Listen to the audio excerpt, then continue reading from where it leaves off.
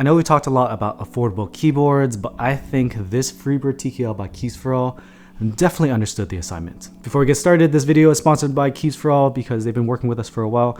My opinion is always my own, and let's get into it. Not until today have we found a good and affordable TKL keyboard that gives up nothing in keys, design, mounting, aesthetics. Just listen to this damn thing.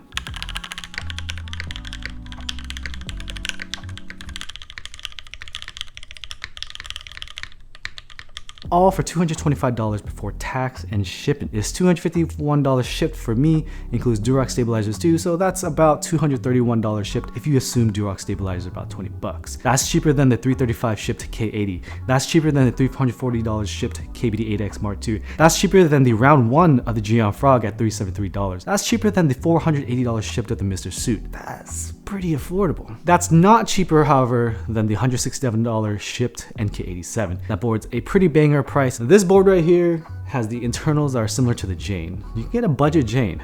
It does not sound as good as a Jane. Wait, how could this be true? Honestly, this board is a bit light and doesn't have a brass weight. And that's the only real compromise here. In terms of sound and feel and aesthetic, it holds up. Let's talk about the look. Okay, I lied. The branding is a little bit off with the Keys for All keyboards. If you look back here, it says Freebird. I think that's it. It's not that bad, but whenever you put some cursive or font on something, some people may like it, some people may don't. My personal opinion is you're gonna be looking at this side, so back here, not gonna be a huge problem. Overall, it has a clean look and nothing too fancy. It keeps the costs down. Keyboards, in terms of the manufacturing, the materials and everything, they can all sound pretty reasonable. What you're paying for in the end is kind of like these fancy features. You just want a basic keyboard. This hits all the marks. In terms of features, it has gummy O-ring. This one's currently built in top mount with the rubber dampener. The gummy O-ring sounded pretty good. Honestly, there's not a lot of keyboards with a gummy O-ring option, at least in the affordable market. I know the Bakaneko is one thing, but that's committed to gummy O-ring. We're talking about a top mount slash gummy O-ring. The Jaguar is one of those top mount slash gummy O-rings, but it's $500+, but didn't include an O-ring for the board itself.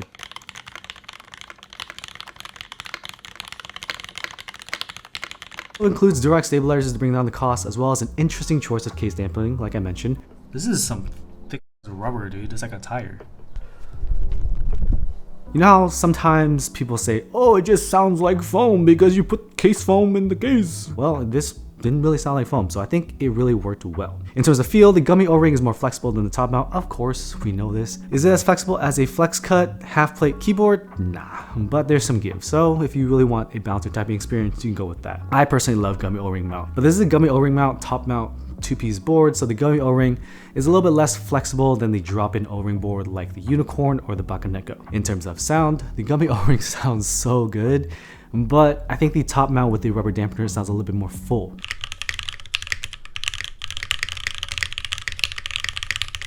This board right here is kind of on the edge of what people would consider hollow, but I think it's right there and it has an old school sound. I think new school or the current generation of enthusiasts is kind of used to the gasket plus PCB foam plus case foam sound.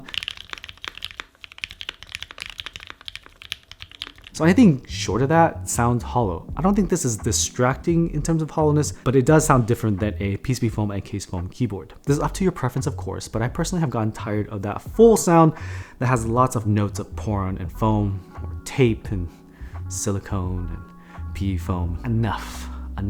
We tried gummy O-ring, top mount and top mount with rubber case dampening on the stream. The chat progressively liked each configuration better as I went down the list. I don't mind the top mount with the rubber case dampening. I actually have kept it since the stream. I know that layout is cursed, it's ANSI standard bottom, but that's a stabilizer I got sent with the board and that's what I used. I personally would prefer using windkeyless bottom, but you can do that too. I personally love the gummy O-ring the most, even if the sound doesn't sound as full.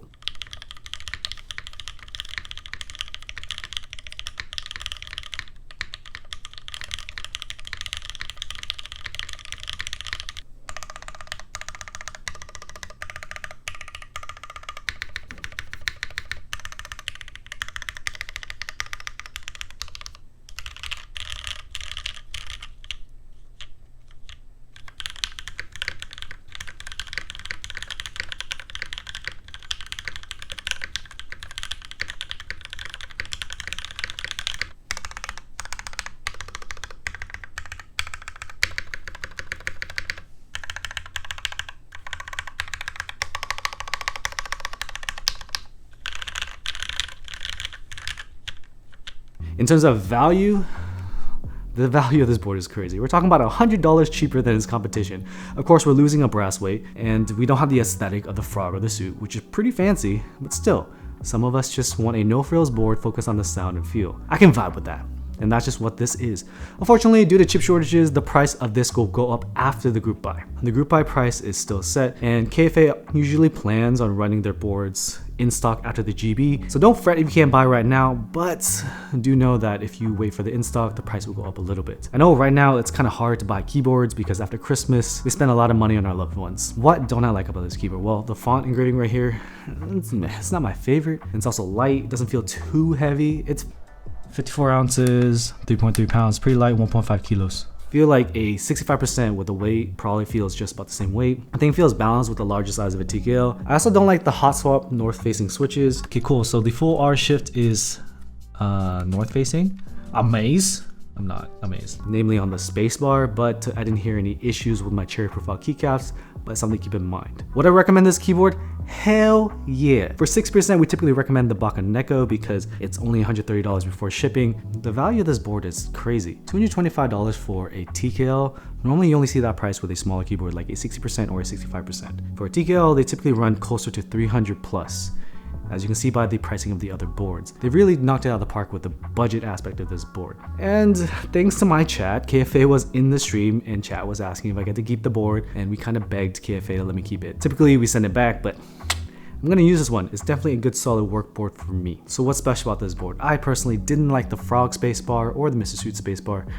They just had some issues. I heard the Frog spacebar only has issues with the stock PCB. If you use another PCB, the clearance is a little bit better with the stabilizer for the spacebar, so there's that. And these days, the KBD Fans KBD8X feels a little bit long in the tooth. It feels a little bit old.